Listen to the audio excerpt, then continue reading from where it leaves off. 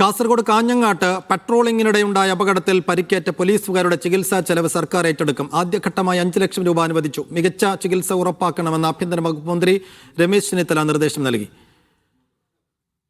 Sijo V John വിശദാംശങ്ങളുമായി. സിജോ, ഈ അപകടം എപ്പോഴാണ് സംഭവിച്ചത്? ആ പോലീസുകാരുടെ ഇപ്പോഴത്തെ ആരോഗ്യസ്ഥിതി എങ്ങനെയാണ്? സർക്കാരിന്റെ നടപടികൾ എങ്ങനെ? കഴിഞ്ഞ ദിവസമാണ് ഈ അപകടം ഉണ്ടാകുന്നത്. ഹൈവേ പോലീസ് പെട്രോളിങ്ങിനിടെ നിൽക്കുന്നതിനിടെയാണ് ഒരു കാർ വന്ന് ഇവരെ ആദ്യം ഇടിച്ചു തെറിപ്പിക്കുന്നു. പിന്നീട് പോലീസ് ജീപ്പിൽ ഇടിച്ചാണ് നിൽക്കുന്ന സാഹചര്യം ഉണ്ടായിരുന്നത്. ഈ അപകടത്തിൽ 2 പോലീസുകാർക്കാണ് പരിക്കേറ്റിരുന്നത്. സൂരജ്, അതോടൊപ്പം തന്നെ അലോഷ്യസ്. ഇതിൽ ആളുകളുടെ കാല് മുറിച്ചു മാറ്റേണ്ട സാഹചര്യവും ഉണ്ടായിരുന്നു. ഗുരുതരമായാണ് പരിക്കേൽക്കുന്ന അവസ്ഥയിലേക്ക് പോയിരുന്നത്. അവർ പിന്നീട് ഹോസ്പിറ്റലിൽ പ്രവേശിപ്പിക്കുകയും ചെയ്തിരുന്നു.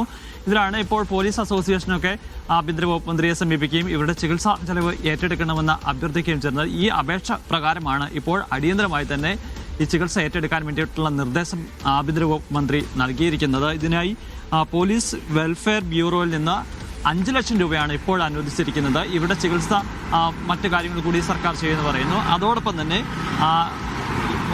ആഭ്യന്തര വകുപ്പ് മന്ത്രി ഈ ആശുപത്രി അധികൃതരോട് നേരിട്ട് സംസാരിച്ചിട്ടുണ്ട്. എല്ലാവിധ ചികിത്സയും ഉറപ്പാക്കണമെന്ന് നിർദ്ദേശം നൽകുകയും ചെയ്തിട്ടുണ്ട്. അതോടൊപ്പം തന്നെ ചികിത്സ കഴിഞ്ഞ് ഇവർ മടങ്ങിയെത്തിയാൽ ഇവർക്ക് സൗകര്യപ്രദമായ രീതിയിലുള്ള സ്ഥലത്ത് ജോലി ചെയ്യാനുള്ള സൗകര്യം ഒരുക്കണമെന്നൊരു നിർദ്ദേശവും ആഭ്യന്തര വകുപ്പ് മന്ത്രി നൽകിയിട്ടുണ്ട്. എന്തായാലും വളരെ വേദനാജനകമായ സംഭവമാണ്.